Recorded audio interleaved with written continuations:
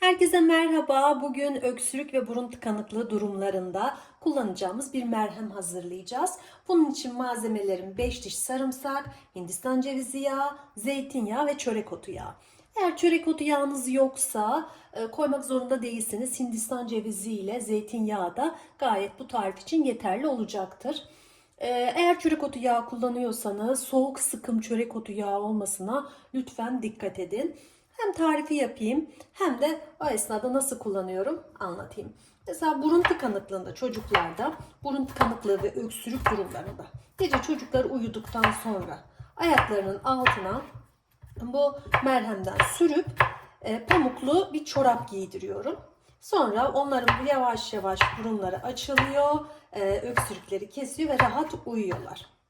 Yetişkinlerde de yine aynı durum geçerli. Ayağımızın altına sürüp pamuklu bir çorap giyip uyuyoruz.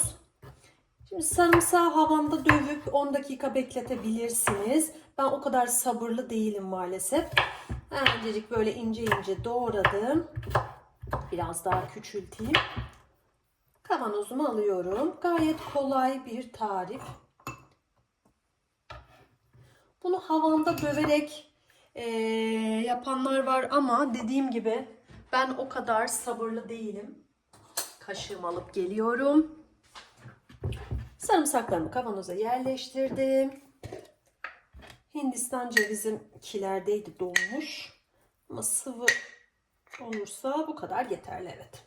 Hindistan cevizi yağımı ekliyorum. Sonrasında zeytinyağı. Hepsinden 1 yemek kaşığı ekliyorum.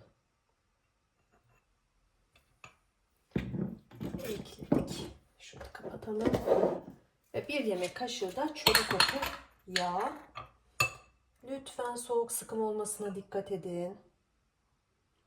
Isıl işlem görmesin yağınız. Bunların hepsini koydum. Şimdi bir güzel birbirleriyle harmanlayacağım. Ses için özür dilerim.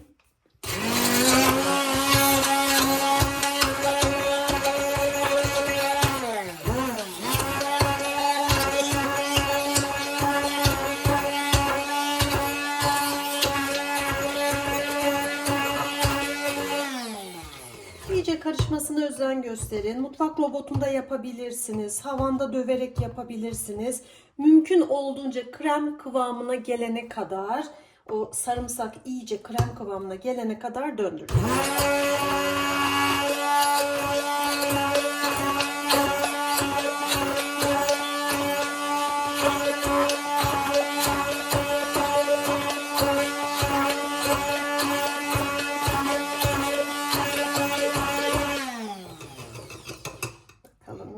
Evet. Karışımım krem kıvamına geldi. Şimdi bunu isterseniz bu karışımı süzgeçten geçirerek, tel bir süzgeçten geçirerek iyice pürüzsüz bir kıvam almasını sağlayabilirsiniz. Ve daha az sarımsak kokar.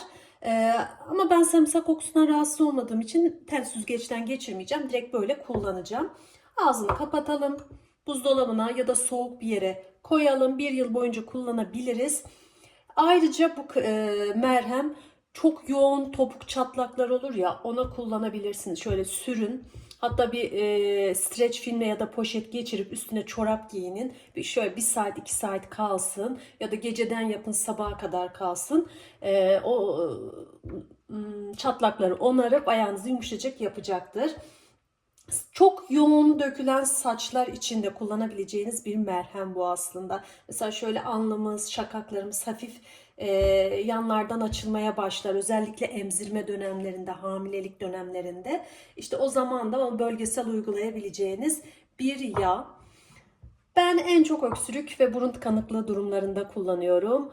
Umarım hiçbirimiz bu yağları kullanmak zorunda kalmayız. Sağlıklı, güzel günler diliyorum hepinize. Kanalıma abone olmayı unutmayın. Bir de ihtiyacı olanla paylaşırsanız sevinirim.